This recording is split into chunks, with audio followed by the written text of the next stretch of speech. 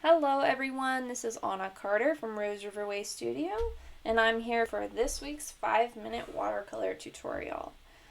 So this week I wanted to paint a little viney branch with some little berries on it, I think. So I'm starting with a slightly smaller brush than I usually use, which is a number 4 round brush.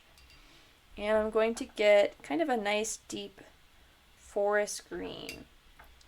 And first thing I'm going to do is just generally outline the direction and shape of my viney brush. So with a really light hand, just kind of not doing a straight line or anything, just doing a squiggle.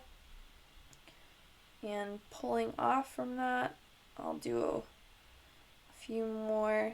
It's really helpful to start your brush from the line that you've already drawn and then pull off to the side from there. And that'll make it look more consistent and not like you're, doing a little 5-year-old painting or something. I'm sure you're much better than that. Okay, so you can see I'm not really connecting all of these. I'm just kind of adding some random hints here and there, and that is what I want. Okay, now I'm thinking of doing some blueberries. So I'm going to collect just pure blue, and we're going to paint in some little berries. And some of them I might not even do complete circles. I kind of like that little white spot there. But some of them I might fill in. And something that's really helpful to remember when you're doing this type of painting is that you're not painting them next to each other. You're painting them on top of each other. Because if you were looking at this in the real world, some of them would be behind and some of them would be in front of each other.